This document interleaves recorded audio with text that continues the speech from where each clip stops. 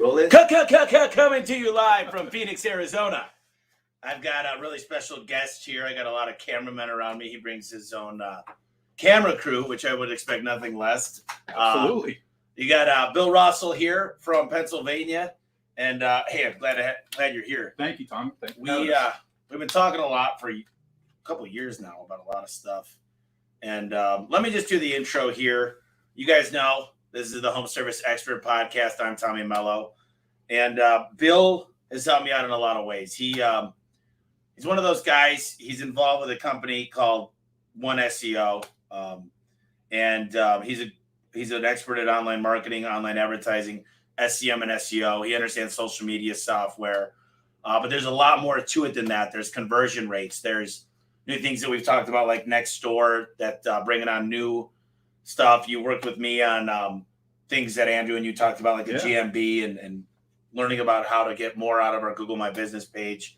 You're the vice president. Now you're the chief sales officer. Yeah. In the past, you've been the vice president of client relations. You worked with Travel Media Group, where you were the regional sales manager. Yeah. And UK2 Group, you were the global affiliate marketing director. Yeah. So he oversees all of the pre and post-sale relations with clients, making sure the sales teams are setting proper expectations for clients. He also leads the client relations managers who directly communicate with clients and ensure that they see the return on investment for the customized online marketing solutions. He has decades of experience in leading sales and marketing teams for various companies, and he has a passion for leading people and helping them develop both personally and professionally. That's a mouthful. So, Bill, I've got to know you for a while. Why don't you tell everybody a little bit about yourself? How you got into marketing and what you've been up to, where you see yourself in the next few years. Well, first of all, once again, thanks for having me. I'm originally from Pittsburgh, blue collar town. Had the opportunity to go to college, didn't do too well there. Ended up joining the Navy, was in the United States Navy for close to 6 years. 6 years in the Navy. Okay. And I got out of the Navy, decided to go back to school. Started working in a restaurant to kind of supplement my income while I was going back to school. And one thing or another, I fell in love with the restaurant business. That kind of took me to a place where you got to be where the registers are running as far as in the restaurant industry. And so for me, I started to have a family, and it wasn't a situation where that was going to be good to be at the restaurant Friday, Saturday, Sunday. So I called a buddy of mine, and he said, I think I can get a sales job for you. And I said, well, what am I going to be selling? And he goes, print yellow pages. Aha! Print yellow pages. So in 2001, I started selling print yellow pages. And the way I kind of got the job is a unique story, because the person that hired me didn't want to hire me. I had to go above that person's head to get the job. My interview lasted 7 minutes. And so I went home that night and I was saying, if I could just get my foot in the door, I'd be in a situation that I know I could kill it doing this. I was running a $5 million a year restaurant, and it lasted 7 minutes. And I'm like, so I sent a shoe to the GM in the mail. I said, just let me get my foot in the door and I can spend an hour with you. If after that end of that hour, it's a scenario where I'm not the right person for the job, then you tell me, and then I'll be able to walk away from it. But I can't walk away from 7 minutes. Okay. So he hires me. He puts me on the team of the person that didn't want me. Oh, man.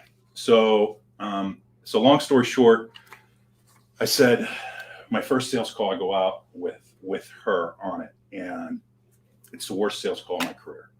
And so she tells me, you're going to be done in a matter of 2 months here. You will be out of here. And so I was like, how do I just left a $100,000 a year job. I'm in a situation where she doesn't want to have me on board. So I go, and then just like you have in your office here and from the tour, leaderboards.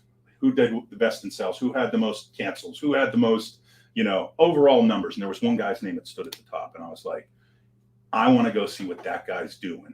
And so I said to him, his name's Lance, who's the CEO of One SEO. I said, let me take the opportunity to see what he's doing on a sales call. So I said, hey, do you mind if I grab you for a minute? Can you take me out on a sales call? I want to see how you're doing it. And he says, sure, be at my house at 5:30.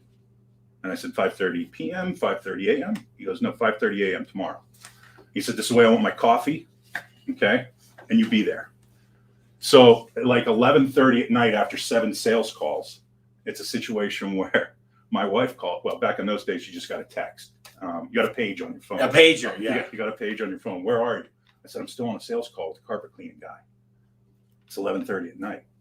But what he showed me was how to utilize meeting clients' needs and putting them in the best position. And so that kind of took us to a little company called yellowpages.com, which we opened up here in the Phoenix market back in 2006. 17 other offices, 900 employees, 150 million. And come work with me. I'm going to start my own company. I said, no, we've done our thing together. And then he made me an offer in 2015. I couldn't refuse, and been there ever since.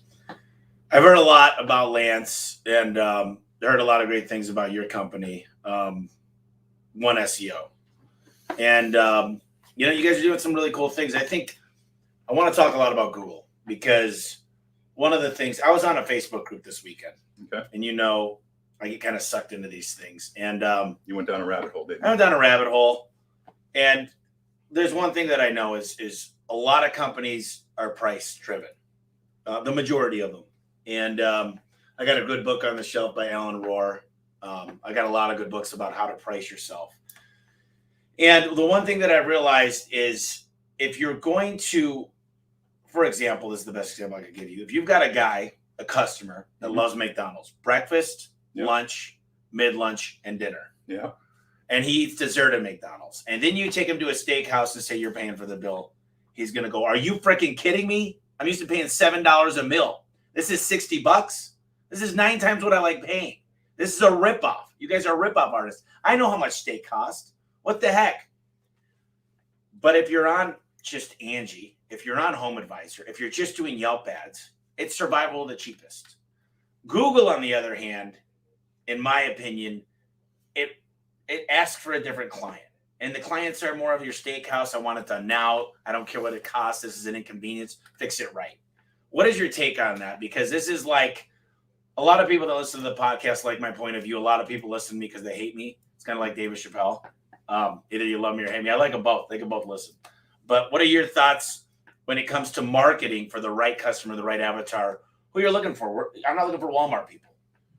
Well, I think you have to properly set up the demographics to where you want to go and who you want to bring in. And it's a situation where when you do the right things as far as your overall marketing, you can't be the best, have the best quality, have the best employees, have the quickest time, and be the cheapest. You can't have any of those all be the same. So you have to really look and say, what do I want to do? I want to get great service, great quality. I might be more expensive. And if it's a situation where I'm more expensive, but the quality is there are a lot of people that are willing to pay for quality. And so I try to say to our customers, listen, we're going to give you a great product at a great price. But we're also going to be in a situation for like your customers. We want to target those customers specifically to who we are. So we do a lot of different things to target who the customers that we're trying to attract, as far as from just like you're trying to attract. And when you see the branding, you see the recruitment, you see the time frame that people get there. Price sometimes doesn't become the object anymore. It's being what I want to get out of it, what I'm trying to solve. It's interesting because recently I was at an event with Dan Antonelli. Yep. And Dan well. He actually commented on this earlier. He came up to me and said, Tommy, we're working on some stuff for you, whether it be yard signs, whatever. And he said, I'm sorry that we've taken a long time, but to get the people that I need, the top level employees that deliver the product that I'm acceptable with, you're going to wait. You'll still pay, but you're going to wait. Right. And I respect that, because he doesn't turn out crap. So there's certain artistry that I don't think Van Gogh was like, I need to finish this in a day. And there's certain other things like the garage door we're very good at. We've got a training school. So ultimately, I'm not sacrificing quality, but people want the experience to happen the same day. I'm always in a rush. I want it to work. What's that opportunity cost if I got to sit in my house in 120 degrees? My buddy did me a favor years ago, and I love him. And he's a really good business person. Right. But he did me a favor, and he came and fixed the HVAC unit. And he said, hey, $200, dude, I just replaced the belt motor. Boom. 2 days later, another issue. 3 days later, something else happened, and it's 120 degrees in the house. And at some point, and I'm just like, just replace the unit, because look, it's not worth it to me, and I know you're trying to do me right. And every time I've done that for a friend, my dad used to run ANCO transmissions, and the guy's name was John Lindsay that ran all these different transmissions. He owned them. Mm-hmm. And my dad would go, "Hey, your buddy just came in with his Mercedes." He goes, "Charge him double." He goes, "What do you mean? It's your buddy." He goes, "Listen, he's going to call me at midnight if that doesn't work. Right. For me to wake up at midnight, if it messes up, charge him double." So I don't mind paying a good price, but there's other people out there that charge a double price and they don't deliver the quality. It's a bunch of virtual assistants doing a bunch of crap. You read the words, they don't make sense. You've got competitors probably out there doing that kind of stuff. Well, everybody that graduates from college with a laptop today thinks that they're a marketing wizard. Oh yeah. And we know that's not the way that it works. It has to be a scenario where you take your time, understand what your client, what your customer wants, and being able to have an understanding of where you want to take them. The average small to medium-sized business is always trying to figure out how to grow, but they don't put the fuel in the tank that's going to get them to where they want to go, as it applies to a percentage of where their revenue is. And the data doesn't lie. People lie about the data. And so it's really, how do I get to where I want to go versus where I am? A lot of times what you'll see as far as, I see people that are saying, "Oh, well, 2019, 2020 was great," and thinking that they're doing that. If they're going to think they're going to do the same things in 21 and 22 that they did in 20 with the changes that happened as far as the pandemic, they're going to be standing still in the water and people are going to go flying by them. Yeah. What I learned from the pandemic is I switched my marketing focus towards the employees. And what I've learned about great employees is they get 5-star reviews. They close more jobs. They charge more because they believe in the product.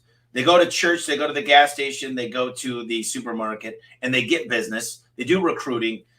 Now I'm like, I don't really need to do much. I still spend a fortune. I spend at least 9.8% on marketing, right? 9.8% of revenue. But my point is, I started stacking the deck with A players. And what I learned is they turn into affiliates because we pay them on every tech-generated lead. They get more 5-star. All of it goes good. So my whole mentality has been, man, I've been this whole time of understanding marketing. And I went to U of A, got a marketing degree from a master's degree, and it didn't mean anything compared to what I learned in the real world. But pay attention to the employees, market for the right employees. Think about this. You were in the yellow, you worked for YP in 2001. What was Lance doing as far as turning out numbers, if you remember? As far as just the production, what was his numbers? Do you remember any idea? Yeah, as far as what sales he brought in? We'll put it this way. He made more than the top 5 guys beneath him. He was the number 1 sales guy in the country, and he made more than the top 5 combined. So but here's the point: is how many sales associates were there? Hundreds, thousands. So you take Graham. I'm sorry, Lance. My buddy's name is Graham. You take Lance, and you take the bottom 10%, and you look at the disparity.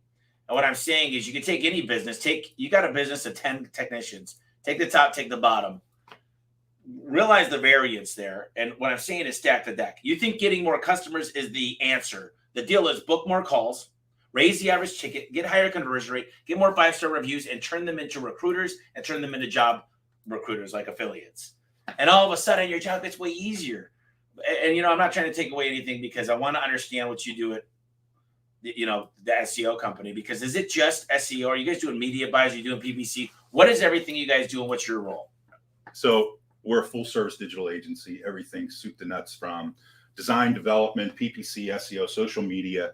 We've now gone into video content. Video is so huge as far as in our marketplace, to Nextdoor, Hulu, OTT, anything that's under the digital umbrella, we're going to kind of be able to do, and we test it on ourselves before we go and roll it out to clients.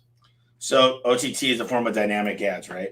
Yeah, you could do that, as well as what you're doing from, like I said, a Hulu standpoint, Pandora, Spotify. There's really a tremendous. I mean, think about it this way. Once, let's say March of 2020 happened, right? How many people were driving to work? March of 2020, I was probably the only one. All right. So, but you think about it. Where did billboards go? They took a back seat. What happened? TV TV took the spot. Radio and billboards took a back stop. Yeah. And so now think about it. how much streaming is out there and what percentage of people are now cord cutting across the board. And it's moving into the age demographics that you haven't seen in the past, being in that standpoint of now saying that the greatest number are happening in the 48 to 54 cord cutter category. So how are people adapting to that as far as in their marketing? Here's the best one.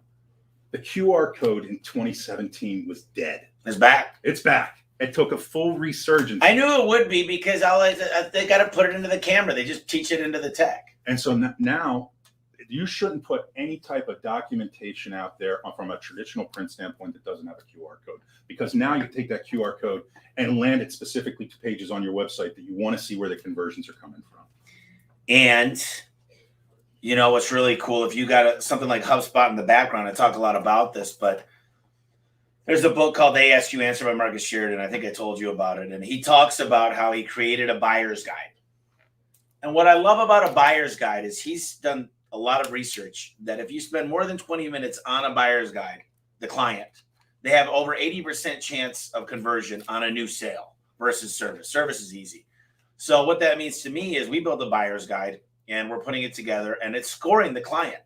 So when I show up to your house versus, anybody's house, someone else's house, let's just say this guy spent a lot of time looking at insulation. You spend a lot of time looking at glass doors. You seem to be more about curb appeal than energy savings. I'm going to be prepared and I'm going to have the right guy at the right time to show up. And the likelihood of closing is going to be exponentially higher because the other guy showing up, his butt crack showing. He's writing it down on a paper invoice. He's sweating. And the one thing I always ask clients is there a comfortable spot we could go talk about this? I'm the only one getting into their home. So I just go back to this employee because I think, look, if you've got a bigger conversion rate, better booking rate, bigger average ticket, better reviews, you could pay more for marketing, right? And more for employees. Yeah, and that's the key, is not to have the turnover. And where do you find that special mark is? Is it 5%? Is it 10? I know it's relative, but you do a lot with HVAC, plumbing, electrical. I'm sure you work with some companies that are just, they don't get it. So two things. What don't they get usually? Then what are the listeners? Maybe they're like, what's the biggest misconception? And how much should they be spending in marketing on average? So like I said before, I think it's a scenario where you have to look at where your revenue is. If you're beneath the 5 million, you should be anywhere between the 7 to 8% of what your total yearly of what you want that year to come to. If you're above the 5 million mark, you got to be thinking anywhere from the 9 to 10%, because now you have those good employees. And if you don't keep the phones ringing and being able to generate the calls that will generate the higher tickets, that generate the better conversion rates, it's going to be a situation where that employee is going to be looking for their next job. So I'm saying if you're above 5 million, you should be thinking anywhere from 9 to 10% of what that revenue goal is. And in addition to that, look at what I have, prospects that'll come to us all the time and say, listen, I want to go from 2 million to 4.2. And I'm like, there's not a shot you're going from 2 to 4.2. And the reason is because you don't have the infrastructure to double your business. Right. You have to be in a situation where you have the systems in place that will allow that to happen. And then you have an aggressive goal. You have to have an aggressive budget to market it. If I want to drive from here to Tucson and I don't have 150 miles in my tank, I'm not going to make it. I think it's 150 miles. But at the end of the day, if you want to do 3, 5, 7 million, you better have a budget that suppresses that, or else you're not going to get there. So there's a tough question for you, and I don't have the right answer for this because I think and I want to hear your answer before I talk about it. But we do our wraps. Okay, you've seen what we do with the wrap shop. We do. We've got an in-house staff that's solely marketing. We do stickers, and we spend a lot on PR. We spend a lot on nonprofits. We spend a lot. We've got several employees, kids, little leagues that we buy a huge banner and throw $1,000 at it. We do golf holes. Is all that the PR, the raising of 25,000 bottles of water for the homeless? Is all that stuff? Is that tucked into marketing? Or because a lot of people, what I hate about KPIs, this is the worst, is when you talk about your KPIs and I'm talking about mine, and we don't have a common foundation or definition. So if I say 10% of marketing, what are we including in that? So it's a good question. And I think that's where you have to look at breaking down everything you spend, and what does it bring? Does it bring a conversion? Does it bring awareness? Does it bring a benefit to you that you can put a tangible number on? Okay, so on that water bottle, is there a specific URL? Is there a QR code? Is there a specific phone number that when somebody's drinking and they need to call A1 Garage Doors, they're calling that particular number because the water bottle's right in front of them? There's not a doubt in my mind, if we broke out your Service Titan right now, you have everything down to the nickel. Well, with the tracking numbers, the software is designed. The one thing I love about Service Titan more than anything about it is the marketing, because I'm a marketer. Adam loves inventory and a bunch of other crap, but I love knowing where the money's going. And that's what a good book by Ellen Rohr is. Where'd the money go? There's a bunch of little ones that, Ellen Rohr, right? Yeah. She's amazing. Not only where does the money go, but what did you make from that money? And here's what's hard is I've got a guy in my marketing team who does a lot of things that and the other day I said to him, dude, you've been working a lot on the newsletter. He's like 40 hours a month. And I said, I don't mind what the hours are. I said, but is there an ROI as far as longevity or that the employees stay? Does it increase morale? And here's what I said, I'll make you a deal. 50% of every activity you do, I need to be measurable in some shape or form. If you do the newsletter, I want to know how many click-throughs and how long each guy spent on it. And I want to see a survey that tells me that it's meaningful.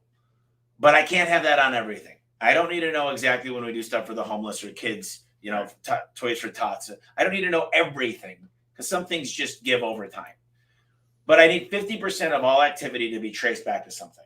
And he said, fair enough. And he's starting to create a lot of reports. But there's stuff that's intangible that's very, very hard to say, listen, if I call somebody today, a guy had a birthday. And I said, last night I actually texted another guy. I said, dude, I'm so proud of you. I can't tell you enough how much you mean, blah, blah, blah, blah, blah. And he hasn't heard that from me ever. He just started a year ago. And I don't do that enough. But he said, that means a lot coming from you because I don't say it very often. So that stuff, I don't think I could put that back to ROI. You can't, but that's your time. Right. And you have to look and say, okay, I generated that newsletter. Did it bring me revenue in Service Titan by what you set that newsletter up? Well, it was an employee newsletter. Oh, okay. Oh, I thought you were talking about the employee newsletter. 40 hours on an employee newsletter. At the end of the day, you go back to your KPI. Did it increase morale? Did people give you feedback on it? Did one of the things that we have just kind of implemented at One SEO is an advisory board.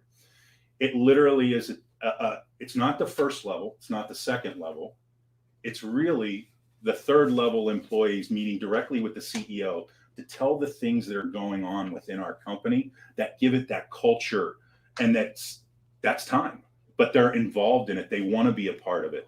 So those things are immeasurable to keep the aspects that will say, hey, I want to have a good conversion rate. Hey, I want to have a higher ticket. I want to do things that are going to make the company better. I heard you say earlier today, you're looking forward to your next 10 resignations. I am. A couple happened over the last week. And you know why? Because I, as a leader 4 years ago, did not give the same expectations I give today. And they didn't sign up for this. And guess what? I don't like saying out with the old and with the new. That's not who I am. Right. But I know certain people are like, dude, he wants me to take 18 pictures at every call. He wants me to get a review, a yard sign. He wants me to he wants me to start providing my own leads. And I say, fair enough. But the thing is I told you, and I've never changed from this since I started. We will be ever changing. We are not going to be the same company tomorrow. We're the best we've ever been, but the worst we'll ever be. Well, if you're not constantly evolving, then you're not constantly adapting, and you'll become stale. And that's where you have to look and saying, how do I take myself to that next level from a marketing standpoint to say, okay, what's working well? Now, what can I find that gap in and trying? Because you have to test and target. 4 years ago, somebody came to us and said, hey, we're gonna do this on Snapchat for One SEO. We're gonna do a geofencing of the parade route for the Super Bowl. Okay. And so we spent $600 on it, right? We got our largest client on it because we were the third most downloaded filter that particular day, where all we had was an eagle symbol and we had One SEO, and people just kept downloading it. And so what it ended up doing is the head of the Philadelphia Autism chapter called us, and we got one of the largest clients we've done before. Isn't that weird? You know, there's a book on my shelf right there. There's 2 red ones there. It's called The Ultimate Sales Machine. It's called The Dream 100. Yep. And it talks about going after 100 clients, only 100. Because the deal is, if I take my top client, it's $1 million client, $1 million. Okay. Now, if you said 9 to 10%, that's about $90,000 to $100,000 I could pay to acquire that client, the gift that keeps giving. Right. Now, if I could score 10 of those, which is 10% a year, that's $10 million in itself. And what the cool thing is, I could take these guys to the best concert of their lives. I could spend 20 grand and not even close to the budget if I'm spending 9 or 10%. And it's not about sugar. It's not about just buying them gifts and anything. It's about delivering ultimate service. But I love that concept of the Dream 100, because you just said I landed my top client. Yeah, you spent $600, but realistically, what I love about a SaaS model is, you guys, it's software. It's not really a SaaS, but it is, because it keeps paying. You guys are delivering results as it keeps paying you. I'm curious, when other companies come to you and they come to you with this website, and dude, I had you look at a website for somebody I'm thinking about combining forces with, and I don't want to go into too many details, but it's not good. And I'd like to know, so when you get a brand that never really had some good people on it, where do you start? Because I think you start with the brand and the makeover and make sure the conversion rate's right. But what is your steps to say, you give me the website first? Where do you start if a website? You do all your scans and tests and different things, and do the scoring and the domain authority and all that. What do you do? Well, I think from our perspective, you work hard on your brand for A1. Everybody's wearing shirts here. You got your wraps. Okay. You work with different people to have that design element. And then you put the stock imagery on your website that some guy in blue overalls that's doing plumbing. Well, most HVAC companies don't want Mario on their site. Right. Okay. So what you have to do is understand how there's a consistency of your tech doing that job to that particular page. So if it's a guy working on a spring, because it's the springs page, you want your guy working on that. That's where having photography and videography. One of the things we're seeing is a 54% increase when sites have video on them from an SEO standpoint, and being able to help from what Google wants. Because what's the reasoning? What's Google's other baby? YouTube. So what do they want to be able to do? They want to be able to have the intent of what's happening on search combined with what's happening from a video and display standpoint. And that's one of the areas that we really are seeing a lot of people focus on, is how they can use what's considered custom intent audiences to be able to say, somebody did that actual search for garage door spring repair in Tempe. Now it's a scenario when they go to YouTube to see, how do I pick a garage door company in Tempe? They have that information right in there, and you're being fed that particular ad right at that time. And they got really good.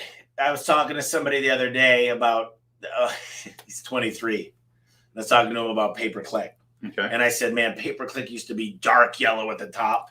No one looked at it. They called it the 7-pack back in the day instead of the 3-pack. And one day, all of a sudden, it showed up, and it was super light. And you didn't even know it was an ad. And then Congress got involved and made them make it and put ad on it. But here's something interesting that I want to talk to you about. Is I got a call right before the pandemic. I'm just going to say the company. I don't care if I get sued, I guess. Someone high up at Thumbtack called me. Okay. And they said, listen, dude, we see you. We're listening. We all listen to your podcast, a lot of the higher ups there. And they said, we're wondering why you're not using us in marketing. We'd like to sponsor and da-da-da-da. And I said, well, I've done my own Yelp. I've done my own Home Advisor. I've actually done my own PPC. I've built links. I've done my own videos. I said, and for Thumbtack and Porridge, for Thumbtack, I used to say, I will come out for free. I will be the cheapest. Let me know what I can do to earn your business. I can call you right now. I mean, I tested 10 different things. And trust me, I'm pretty good at coming up with stuff to get a return. Right. So, I mean, the minute that thing went off, I was like, please, I'll come out for free. Whatever I could say just to see if it was real. All I wanted to do, and I said, I didn't get a call back. And this happened over and over and over. And then they said, okay, fine, we fixed that. And then they said, but here's our problem, Tommy.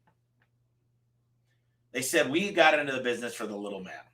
And a lot of people have made millions of dollars off Thumbtack, so don't get me wrong. I don't want to, look, it just didn't work for me and garage doors. But they said, we got into business for the little man. We wanted to give the little man a shot. And I said, well, that's wrong. I said, I hate to tell you, but the little man, he's not consistent. His car breaks down. He goes on week vacations. He cannot get to the clients that he needs to. He does great service when he could show up and when he gets the parts. But it's a one-man army, because I was one.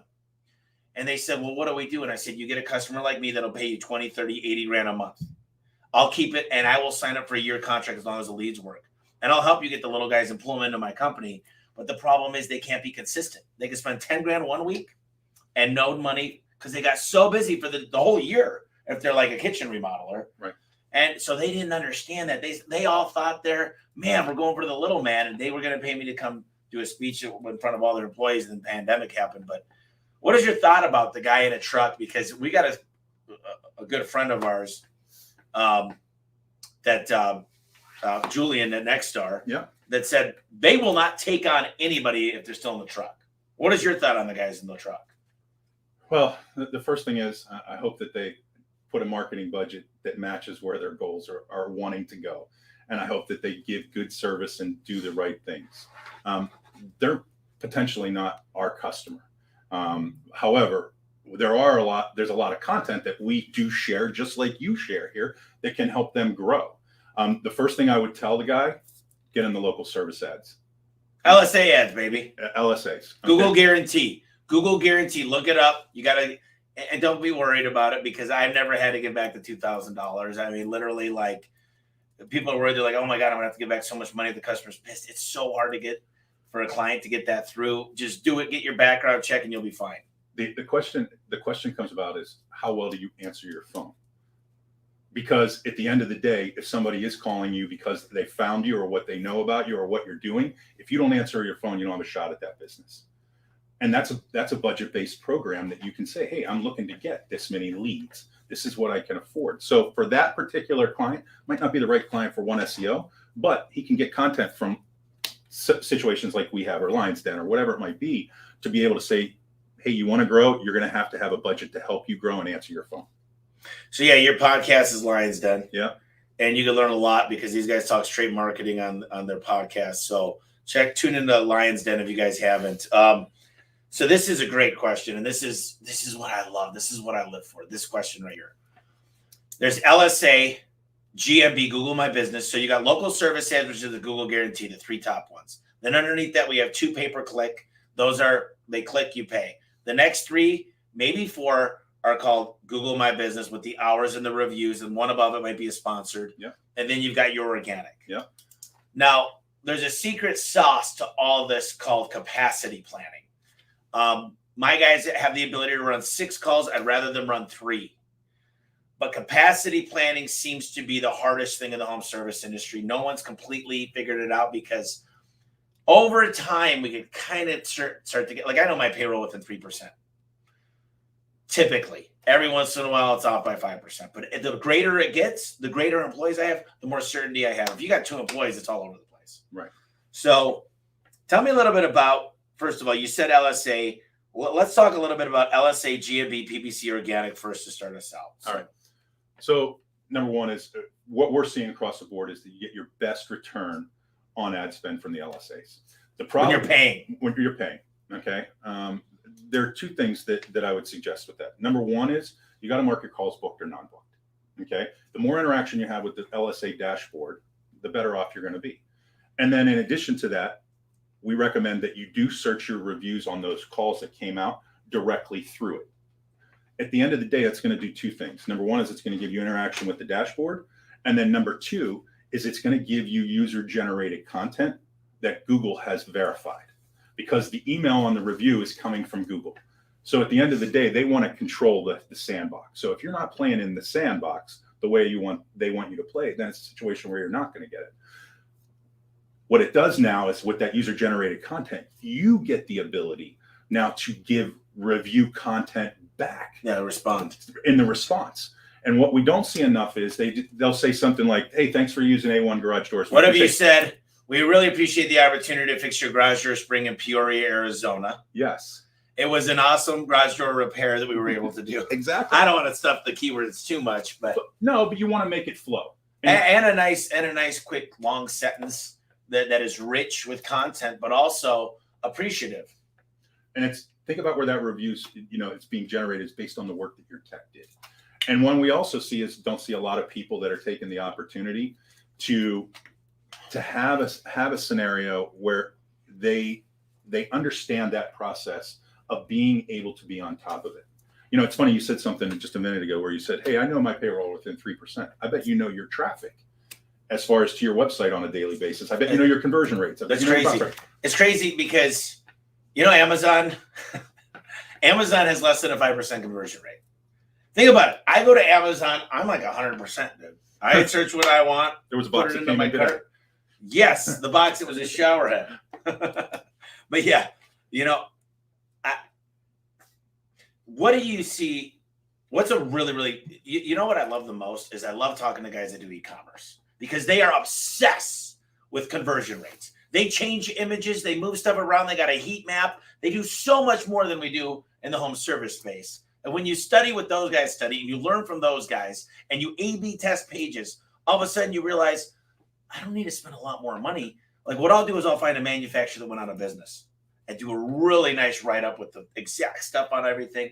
All of a sudden, if there's 100,000 garagers out there with the sticker on them, that's free traffic. We go after old phone numbers. Every single guy that brings an old opener in here, we test the phone number. We got a way to get that old phone number. If it's out of business or it's not a garage company, we'll buy it. I mean, these little things. You said, your strategy with the yellow pages is, you said earlier. Tell me that strategy. I love that strategy. What? So the double truck. Oh, the double truck. When the yellow pages were big in positioning in the phone book, there were a lot of people that would just say, hey, I know what that book generates. You never heard anybody, you always heard them complain about where price was. But the moment the wrong phone number went in that book, they were screaming up and down. Okay. And so what I've seen people do is actually buy companies because of the positioning that they had in the phone book.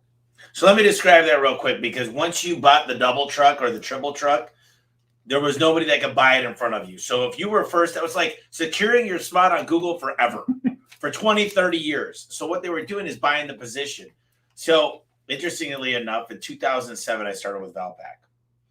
And I knew a lady that worked there, and I knew the owner of the franchise too, Sue. And they said, hey, Tommy, why don't we give you a call tracking number so you can track all your calls? I said, hell yeah, I want to see how I do. And I'm an idiot, and I didn't understand what I was doing. In 2009, I decided to get Money Mailer. They use the same phone number. Then I got Clipper. They use the same phone number. So the gal calls me up and says, dude, all of the country is talking about garage doors.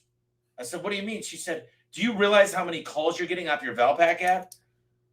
I go, no. And then I looked and I go, it's Money Mailer, it's Valpak, it's Clipper. And what do you know? There was 4 competitors within 1 week of her telling me that. So what happens is, and you can tell me if I'm right or not, and I know I'm right, but you can tell me because you used to work there, is they give you the call tracking number because they own the data, and then they say, listen, this guy's getting so much traffic, I could get you in the spot ahead of him, and you're guaranteed to get this. Maybe you didn't do this, but is that a tactic they use? Absolutely. 100%. They would say that there's a circulation on this particular book of 400,000. This guy in the lawyer heading had 400 calls from it. What would make you any different? And here's the deal, what I learned, and don't take this with a grain of salt, but after that I learned, never let the marketing company own the phone number. Never let them own the phone number. And here's the thing with me is, what I love about it is I've been able to do what's called PFP programs, paid for performance, because when you're honest, see, I do a lot with Gannett, and Gannett owns hundreds and hundreds of newspapers. So what I've learned is I've got a buddy in Florida, amazing guy, amazing businessman. And he was doing the same program. That's how we met. And he was able to negotiate a better price. And see, I pay in the teens percentage. So all my marketing, I spend a lot of money, right? 9%. I spent a lot of money on marketing, but they said, I'll pay for all the marketing in our revenue space, but I want you to give me a percentage back of all the revenue.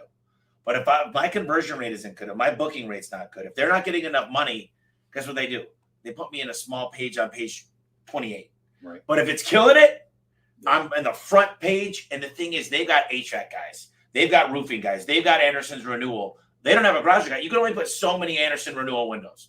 So they love a different guy like garage doors, and they love flooring, and they love that. So I started killing it, and then he negotiated a better price. And he goes, dude, I'm not getting near the return. I said, yeah, they got an algorithm, dude. They want to know what's the best ROI. So they're taking total dollars, they're taking how much space that they could have sold versus how much money they're receiving. And because you negotiated a better, lower price for them, you're not coming up as high in the algorithm, so you're not getting the spots. I can talk about this all day, but let's keep going here. So GMB, I use things like what is the GMB? It shows you local Viking. Some advice I'd give people: there's a sandwich shop, and you talked about location with the pizza shop earlier. Yeah. And this is a private conversation, but I remember you made me think of this. It's called Philadelphia sandwiches. Okay. And man, we got out of the bars, man. This is when they closed at 1. And dude, there was a line out and we'd wait. And it was right there on Scottsdale. And all of a sudden we come out and we're like, where's Philadelphia? And they're like, oh, they moved down the street. And now they moved into this great big shop, pool hall, same open. It died. It went out of business. Right. Location. So GMB, in my opinion, Google My Business page, if you've got 85 HVAC companies in this little section of Scottsdale, don't go there, okay? Find the place that has the least amount of commercial building and the most amount of residential and the demo you want, where there's not a lot of competition. If you want to rank, in my opinion, that's one thing you could do. And there's, citation sites, building custom maps, making sure you've got a good landing page, you're getting the right reviews. And I never trust a 5-star. I will never look at I won't call a 5-star company. I'll call a 4.7 way before I'll call a 5-star. But tell me a little bit about GMB. What do we do for Google My Business? Well, that's, obviously that's where your tech's going to come into play, because asking for that review is going to be critical to helping your GMB. You think about it, it's a failed social network for Google 3 times. Yeah. So what kind of content are you putting on your page? How are you posting to it? Are you putting more stuff there? Everybody thinks I got to post on Facebook and Instagram organically. Why aren't you posting on your GMB page? 91% of all searches start and originate on Google. So you talked about the customer you wanted. Okay. Yeah. Think about it this way. It's a real estate land grab. For those that think Google's a search engine, it's not. It's a money-making machine. All right. And what you want to do is, how can you occupy the most amount of spots on that page? First page. We have a saying in our world, the best place to hide a dead body is? On the second page of Google, because nobody looks there. Oh my goodness. Yes, finally, dead people. So at the end of the day, you want to be able to have as many spots as you can, because if you're not there organically, and it's usually now, depending upon whether you're on mobile, desktop, you're going to see 55% of your traffic going through a desktop still, 45 going through the paid side. If you're not there organically and your site isn't ranking for it, then you have to pay for it. You don't have a shot at the business. It's that simple. You're either there or you're not there. And I don't mind paying, because you know what? Someone taught me this a long time ago. Organic fluctuates. There's different algorithms. Things change all the time. The one thing that'll never go away is paid. You'll always be able to pay to get to the top. He who can pay more per lead will always win. That should be right there. He who will always, we need to put that up there. So I was listening to Gary Vee not that long ago, and he said, you guys think billboards, TV, radio work. He goes, but the social media is better.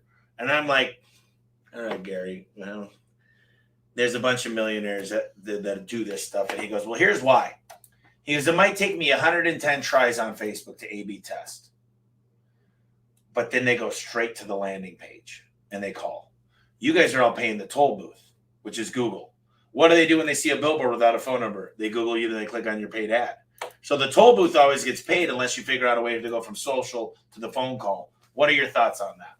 We just said 91%. So I think that you have to look at your whole program holistically. Yep. You can't just say one thing matters more than another. Think about it this way. You're paying for that traffic. Okay. 96% of all people that go to a website will not convert on that first time. Okay. That's why retargeting is such a critical component of anybody. It's going to be your best cost per acquisition. Retargeting is so cheap. Now, okay, so let me ask you this. I've got a garage door spring, and I search emergency garage door repair versus new wooden garage door. Now, how long do I retarget somebody for a new garage door versus an emergency repair that I'm assuming if it's an emergency, they probably got done within 48 hours. I think So do you have different levels? Yeah, you want to look at your attribution model as far as what, and that's one of the things that people don't look as far as where it is, because the number of times that I see that when I look at analytics, right, and people don't look at assisted conversions, or they didn't look at their conversion paths, and they say all my traffic is coming in direct, it's converting direct. Well, what ended up happening? You didn't see that it came in onto the paid side, then it came back through the direct side, and then it converted. So the last step, you want to use the attribution model in your analytics to change around what that model is because everything's last click in GA. So you want to change that around to put it into a first click attribution model and see specifically where the traffic started and generated. So basically what he's saying is a lot of times people want to see reviews. They might search a Yelp before they come, but they start out from pay-per-click and then it moves in. So if you don't have attribution, which the reason I'm using Service Titan for reviews generation instead of Bird Eye, instead of the other ones, is because it's perfect attribution for technicians. Because it knows what tech went to the job and it knows when the review came in, it's dialed in. And I want to be able to, it's one of my KPIs per technician is how many reviews did you get? And when the attribution was less than 50% with Bird Eye or any of these other tools, I said, Bill, I think you're doing good. Instead of, Bill, this is exactly what happened. And I don't like the word that I think and I feel when I'm talking to a technician about how they're doing. I really feel that things are going pretty good for you. That's BS. Let's jump to PPC. Pay-per-click, and I feel like it's kind of dying because I feel like the reason they came out with LSA is to take over PPC. But, I have my own theory that the reason they came out with LSA is to compete with Home Advisor and Angie's List as far as a direct model that they could have on. Why did they start it at 22 to 28 bucks? Then it went to an open bidding model.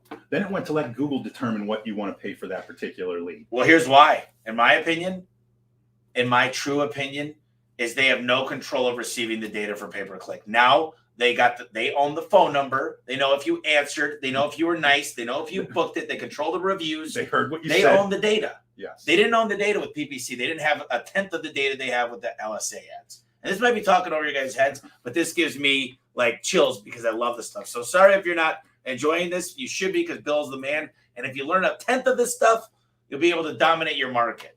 But this is the kind of stuff that it might not be fun for owners to listen to, but if they don't understand it, you might as well sell your business to me or someone else.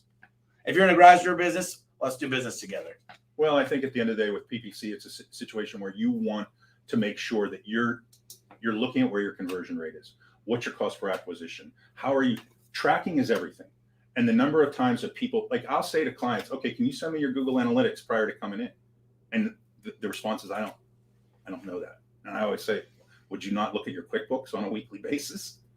And so that's where when you're spending money, you should know, and there should be transparency to how that money's being spent for you. If you have an agency or somebody that's doing it, it shouldn't just be, hey, let me give you 10,000 and then you come back to me at the end of the month and tell me these are where my leads are.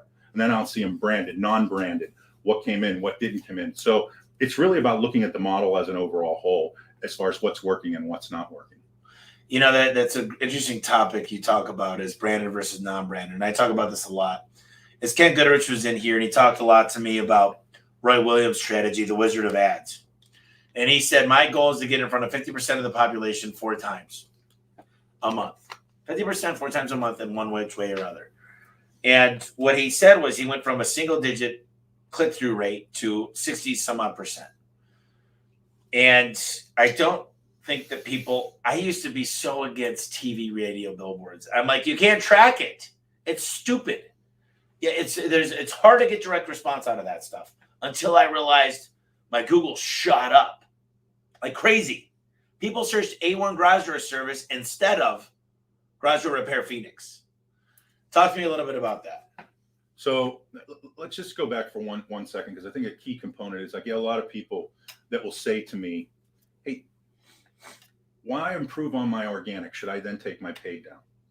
And I'm like, well, why would you do that? And they would be like, well, because now I'm in a 1, 2, 3 position, I can reduce down the amount of money that I'm paying for the lead.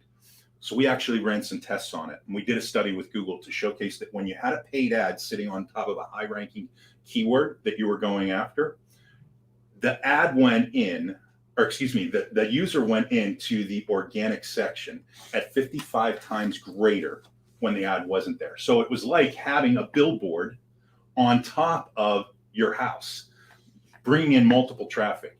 And so we've also seen where the percentage of clicks are as you increase. That's saying, okay, if I just have a paid ad, I'm at this. If I just have an organic, I'm at this. Well, when you have number one paid and number one organic, you get a 49% lift in the traffic that you're getting. I've seen a study that says, I don't think it had all four, it had all three. It said pay-per-click, GMB, and go organic. And then, but what's so cool now is Yelp ranks number one for a lot of the organic. And I don't know why Google's doing that, because I don't think they like each other. And I don't really love Yelp's reviews. I don't think anybody really does. And trust me, they have like a danger meter they do. And the higher it is, the more reviews that are inconsistent, the more the stuff gets filtered. So here's my thought about Yelp real quick. Yeah, I'd love to hear this. Number one is if you're in a position as a home service company, okay, where you have prices out of your window, meaning you might charge some of the most expensive out. Right. Okay. If you're a flat fee where you're going to charge the most in your market because of the service that you're given, we've seen the reviews go up in Yelp negatively because I won't come out, or I'll charge to come out for a service call. Hey, this is what I'm doing as far as here's my pricing, take it or leave it. And people are getting blasted on it. So if that's the type of business you have, I would stay away from putting more information out there on Yelp, because what's going to end up paying for it, because I think what you're going to see a scenario where it does improve. Now, if that's not your model, okay, and you can say, hey, I'm a price conscious type of home service business, then I don't necessarily think that there's a bad opportunity to increase your awareness. Okay, let's just talk about a few companies real quick. Service Champions, Yelp sucks. Mm-hmm. Horizon, Yelp sucks. Gettle, their Yelp sucks. Parker and Sons, their Yelp sucks. Yeah. But yet there's people out there that say, I got the best Yelp ever. But if you look at their average ticket, I promise you it's less than theirs. They still might be able to do it. And they might say it's the best lead ever. What works for you works for you. And some people, look, I used to get more leads off Yelp. There was a time I personally was posting 20 ads a day on Craigslist. There was a time that I was using a thing called Clad Genius that actually moved the mouse. It was hooked up to a DSL router, and it would actually post. It remembered the fields and where they were, and it would hit the buttons based on just a simple pull in the mouse. Oh, man, those days were the best. I could get so many leads all the time. And I got to tell you now, you said, Tommy, do you think you could do this organically? And I think I could. I think I could build a really big business organically. But what I found was I visited my buddy in Florida, and he goes, dude, and he bought into this company. He goes, I can't do anything. And what do you mean? He goes, I can't do radio. I can't do TV. I can't do LSA. I can't do PPC. I go, why not? He goes, we get too many leads. We can't even keep up. And I said, you guys are getting leads for free? He goes, yeah, we're getting them for free. I go, 30 a day? He goes, yeah, 30 a day. I go, I need to go buy companies, because there's companies that have been around 30, 40 years that are getting more leads than they can handle. They're not doing any marketing. And then you increase the average ticket. It gives me goosebumps. It gets me excited. It makes me want to just go out there and say, let's all just get together and work together. Because when I could do what we do with our business, I've had to work for it. I've had to always figure out a way to get leads. But when you're around forever and you used to shake a lot of hands at church and play with babies, kiss babies, all that good stuff, oh, you did good. And Grandpa got a little older. Dad took over, wasn't a good businessman, and now the grandson doesn't want to do much. That's when Daddy comes in, or Tommy comes in, I should say. There you go. I told you I'd be a daddy one day. So you talked about retargeting. Let's go to the final one here. We got some pay-per-click. I like pay-per-click. I think it still works. I think you just got to pay attention to conversion rate and stuff like that. But you know what I love about LSA and PPC is I can turn it up when I need the volume. So it can offset. When a clipper hits, they don't need to be on. When Valpak hits, and maybe if you don't do mailers, you might have something else hit. You might have the news hit really hard one week. When you got politics coming into play, that's when you really got to be good at understanding your capacity planning. But let's talk a little bit about organic, because a lot of people saying organic's dead. They're saying it doesn't matter anymore. They're saying you got to scroll to find anything organic, but that's not true when you're searching for answers, when you're comparing products. when you're doing a lot of searching, like what's the difference between a torsion spring made out of zinc galvanized versus oil tempered? So what is your thought process on organic? Well, obviously it's a key component of our business, because when we look at the data that showcases where people's traffic is coming from, we still see it's 55-60% are coming in on an organic, perspective. So you have to be in an environment where you bring multiple pieces to the puzzle. Okay.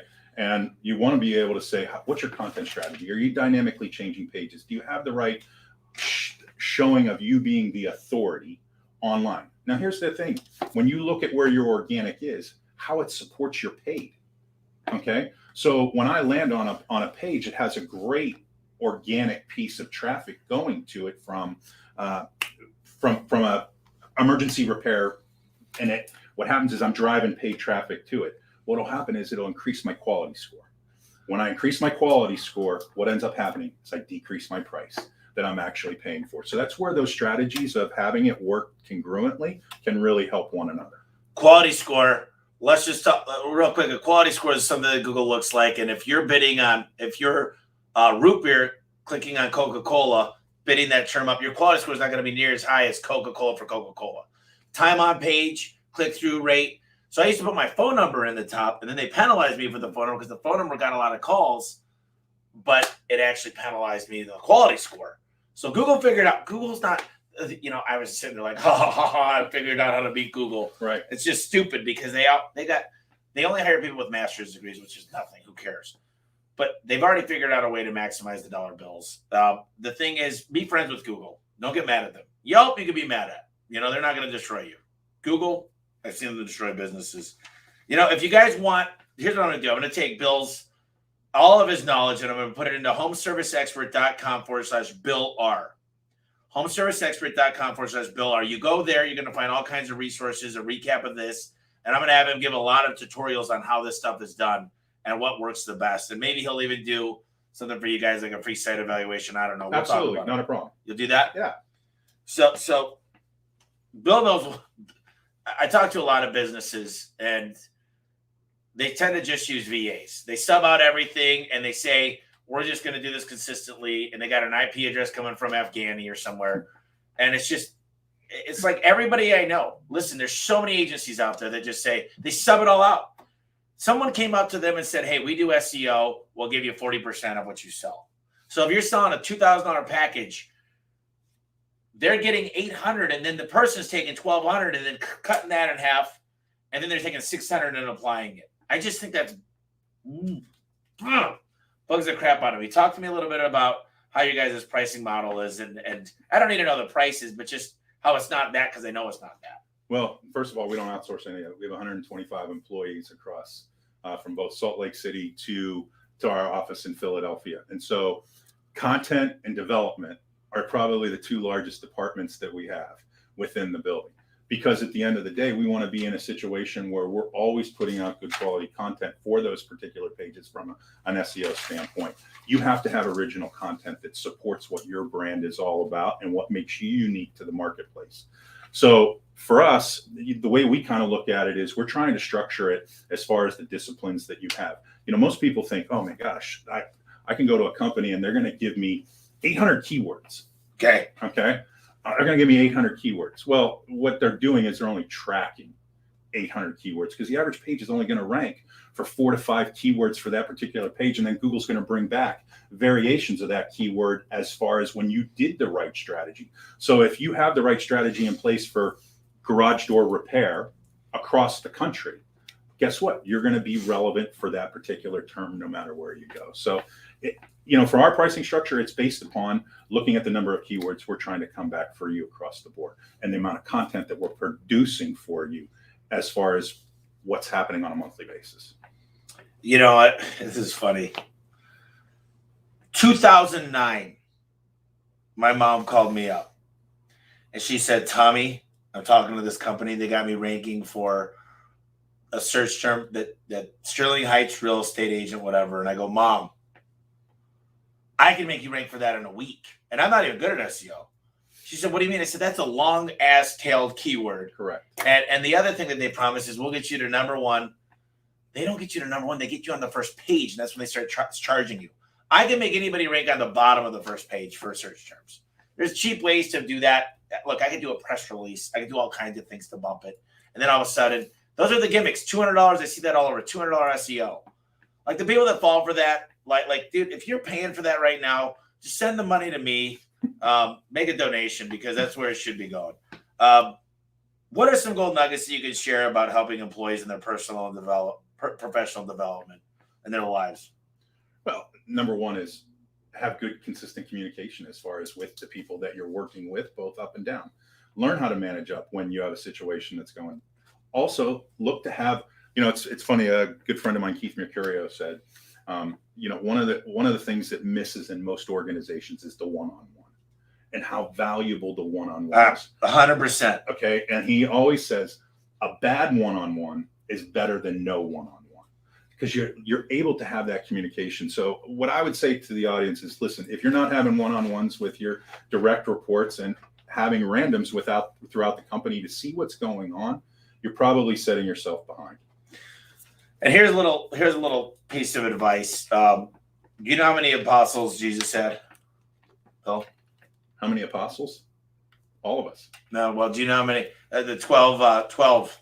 The original 12. The original 12. Uh-huh. If God can only have 12, I say he should only have 5 direct reports because I'm less than half of God. So 5 direct reports is kind of where we start going a little bit. That's where we should be. And so those personal relationships, but when it becomes more than 5, depending, now I can manage a team of 20, but it's different as far as technicians compared to managers. And those one-on-ones, I can't tell you enough. I've had every manager, and I've been guilty of it, say, look, we told them in the meeting, but 3 people out of 100 got it. And the fact is when I talk to you, Bill, the way that we delegate is we say, Bill, here's what needs to get done, and here's why it needs to get done. I need you to understand why we're doing this. Do you have any feedback? Now, I want you to describe back to me what we're getting done. Here's when it needs to get done by the way. Here's what happens if you do get it done. Here's the present. Here's the bad news if you don't get it done. Here's when we're going to check up on it. Al Levy taught me a lot of this stuff. And then also, is there a checkup date? When we learn about it, what can we have done better to communicate better? Because if you're like me, you procrastinate on this stuff. So one-on-ones, best advice of the day, one-on-ones. If you're not doing one-on-ones with your people, you watch the biggest jump in your business. I promise you, one-on-ones change the day. I go through these questions, and I want to start wrapping up here because, look, I love just calling Bill up and just shooting the crap with him. I love just talking to him and bouncing ideas because he's one of the guys that'll give me honest feedback and test a lot of things out and make sure it works. I'm excited. He flew out here for this, which means a lot to me. From a long ways away. Pennsylvania is not across. It's not the next 2 states over. It's a big flight, so I really appreciate it. Thank you. First of all, someone wants to learn more. They just want to get their site looked at. They want to understand more about Google. They want to understand more about this LSA stuff. What do they got to do to get a hold of you at OneSEO? Just go to oneseo.com, fill out a form, and we'll get right back in touch with you. Now, what if I want to talk to Bill? Call me up. Call you up? Okay. 610-955-2991. Put it on that page on the home service. 610-955-2991. Is your number still 911? Phone's blowing up. The phone's blowing up. Is your still 991, not 911. Okay. And, I always ask this question. If you had to give away 3 books, let's not do Michael Gerber, the E-Myth. Let's not do Ultimate Sales Machine, How to Win and Influence Friends. Let's not do, there's some real common ones out there that I hear every day. But give me 3 books that really, they don't even need to be, I know you love Green Eggs, Green Ham by Dr. Seuss, but right. What are 3 books that really move you? Let me pull up my Audible. Pull up Audible on this one. Okay. So give me a second here.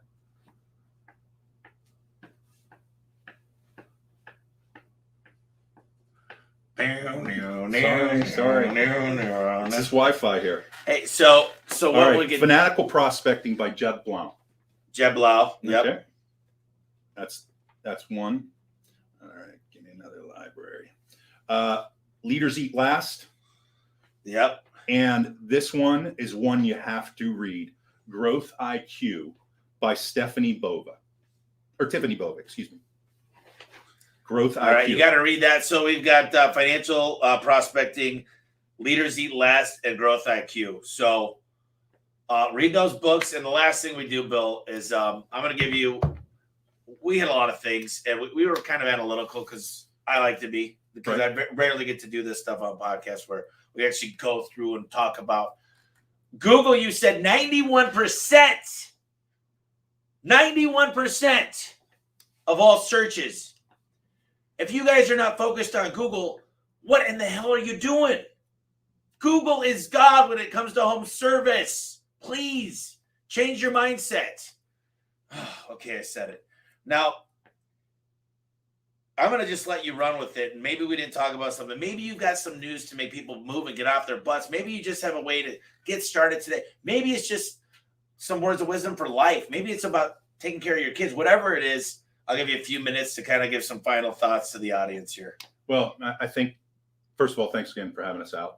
Listen, appreciate you coming on, brother. I think that life's short. You never know where it's going to take you. So live it, put it the best you can in each and every day. If you're not trying to make your business better by having great employees around you, then it's a situation where your business is going to be stagnant, because they're the ones that are going to drive your business. You can only influence, like you said, 5 people. How many people do they influence every day? That guy has 30 calls. That's 150 calls a week. How many technicians are going out to do those calls? How many people are they influencing in your business? So the better you can treat those employees to how they help your business grow is going to be my words of wisdom. So you heard it here, folks. Listen, I'm telling you guys right now, that's probably one of the best words of wisdom I've heard ever on the podcast. Take care of your employees. They take care of you. Without your employees, you make no money. You don't get a paycheck. Love them more. Listen to them more one-on-ones. Thank you, Bill. Thanks again, brother. Appreciate you. Thank you. Appreciate it. All right, guys, we're over and out. So I got my team here going to just get on the mouse and click end of broadcast. Appreciate you guys tuning in. And if you got any questions next time, just go ahead and reach out to Bill, and we'll get everything on the website. Like we said, it's homeserviceexpert.com/Bill R. Appreciate you guys. And just go on. Can you see it right there? You got to go to end broadcast on the right. Up top. Yeah, right there. And then click it.